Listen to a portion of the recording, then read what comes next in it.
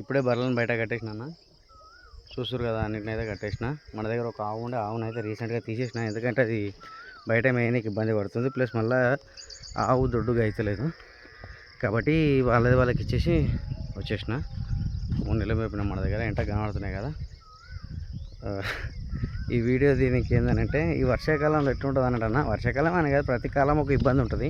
ఎండాకాలం ఏమో మ్యాత్తోని, చలికాలం వచ్చి పాలతోని, ఈ వర్షాకాలం వచ్చి షెడ్డు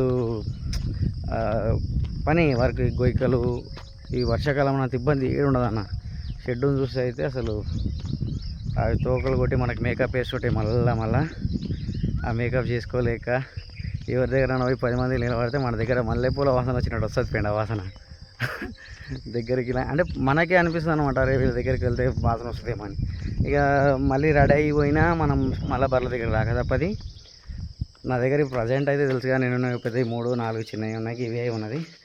చూడండి నా షెడ్ చూడండి, మల్లెపూల వాసన వస్తుంది. ఇలా కొత్తగా వచ్చేటోళ్ళు మాత్రం వానాకాలంలో పెట్టుండన్న, చాలా మంచిగా ఉంటుంది అసలు. రిజల్ట్ అంటే నాకు తెలిసి వాళ్ళకు 2-3 నెలల్లో ఈ వర్షాకాలం అయిపోయేలోపు ఒక 5 బర్రెలు తెచ్చుకోండి అన్న, మంచి ఇంట్రెస్ట్ వస్తుంది. ఒకవేళ మంచిగా తట్టుకున్నారు అనుకోండి అన్న, వాళ్ళకి మాత్రం నేను తిరిగి ఉండదని చెప్తున్నా. కానీ పెడితే డైరీ ఫామ్ పెడితే 5 బర్రెలతోనే పెట్టాలన్న. మరి ఏదో చిన్నగా 3-4 బర్రెలు పెడితే, 2-3 బర్రెలు పెడితే ఏమవుతుందంటే దాని పైసలు దానికే రొటేషన్ అవుతూనే ఉంటాయి. అసలు పైసలు కనిపించాయి, ఏం కనిపించాయి. కాబట్టి 3-4 బర్రెలు పెట్టుండి.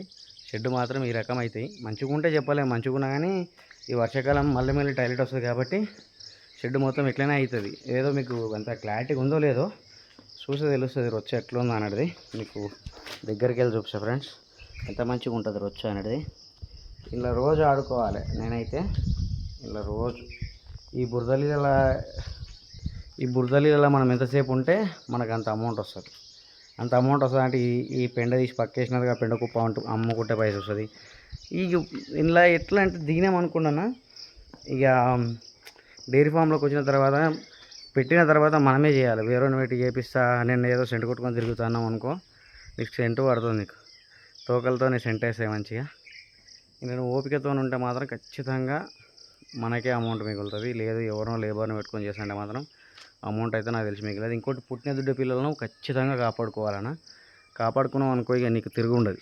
ఇప్పుడు ప్రజెంట్ అయితే నేను ఫస్ట్ 2 ఓడగొట్టుకున్నా, తర్వాత పుట్టిన 4 పిల్లలను కాపాడినా. ఇప్పుడు మళ్ళీ 2 పుట్టినాయి. ఆ 2 పిల్లలు ఇప్పుడు ప్రజెంట్ బతికే ఉన్నాయి, మంచిగా ఉన్నాయి. చూసు కదా ఎంటకు. ఇది ఫ్రెండ్స్ ఇట్లుంటుంది నాది. ఒకసారి నూకి చూపిమన్నా, అంటే జాడు కొడితే ఎట్లా నీళ్ళు వస్తాయనేది కానీ చూపిమన్నా చూపిస్తా. అంత ఘోరంగా ఉంటుంది మొత్తం. రొచ్చు కొడితే నీకు ఇంకోటి అన్నా మీకు శాంపుల్గా గంప చూపిస్తా. ఆ గంపకి వెళ్ళి పెండ ఎట్లా చూడండి, పెండ చూడండి దూరంగా వాడేసలేండి. ఎందుకంటే అది మొత్తం ఇట్లా మీద ఆరిపోతుంటుంది. మనము ఎట్లా అంటే స్నానం చేసినట్టు అవుతామన్నా, గంప కరెక్ట్ లేకపోతే. ఆల్రెడీ గంపలు వలిగిపోతున్నాయి.